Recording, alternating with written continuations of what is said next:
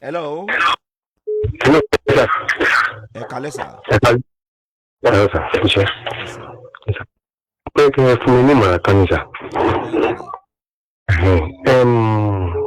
Mo ti marry, so mo wá ń pèsè láti fẹ́ that get second wife. But first wife mi kò get it right. Àwọn olóòmù oríṣiríṣi ló mú káàkiri tó ń blackmail mi káàkiri. Ìpínlẹ̀ Sọ́lágbẹ́já wọ́n fẹ́ sàmàdó wọ́n sì kíní kan. Wọ́n á bẹ̀rẹ̀ pé ǹjẹ́ mo lè mú àwọn tí mo fẹ́ sí mo lè mú wọn àti kí n má mú wọn. Bó ṣe lè mú èèyàn lé yín. Bẹ́ẹ̀ni sà. Marriage yín ti pé ọdún mélòó sà? Ṣé pẹ̀lú ìyáálé yẹn àbí? Bẹ́ẹ̀ni sà. 5 years ni. Ọdún 5. 35. Okay. Kí ló ṣẹlẹ̀ sà? Ṣé àárín ẹ̀yin àti ìyáálé yín ògún ni àbí kí ló ṣẹlẹ̀? Kí nìdí pàtàkì tó fi wù yín bẹ́ẹ̀ sà? Àṣà nídìí kan tẹ́ ẹ rò.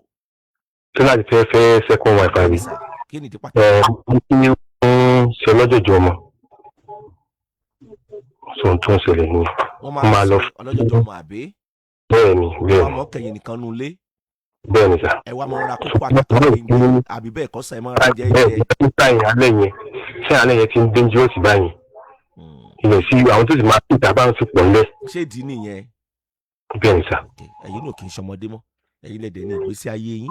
Ẹ̀yin lẹ̀dẹ̀ mọ ìkórìtà tẹ́ ẹ bára yín nínú ìrìn àjò gbéyàwó àbí bẹ́ẹ̀ kọ́ bàbá mi. Ẹ̀dẹ̀ tí ń bọ̀ sà ó ti lé ní 30 ọdún àtọdún 5. Kí ni èjì yín sìn sà? 58. Ní yín báyìí sìn. Bẹ́ẹ̀ni. Kí ló ṣẹlẹ̀ jẹ́ ìbéèrè kan? Kí ló tún wá ṣẹlẹ̀ tẹ́ ẹ jẹ́ kó pẹ́ tó bẹ́yẹn sà? Ọyọ́ náà. Ọyọ́ lọ́hùn. Bẹ́ẹ̀ni. Ẹ wá níṣẹ́ lè fi hàn ìyàwó yín. Bẹ́ẹ̀ni tó pé ó ti mú òmùlómù. Ṣé wọ́n ti mẹ́ni yẹn? Kò mọ́. Ètò ti ń bọ̀ tí wọ́n ń bọ̀. Àwọn wa mú ọmọ ni wọ́n á mú òmùlómù káàkiri. Ṣé ẹ wà lórí WhatsApp? Bẹ́ẹ̀ni sà. Mo fẹ́ bẹ̀ yín, mo fẹ́ rọ̀ yín.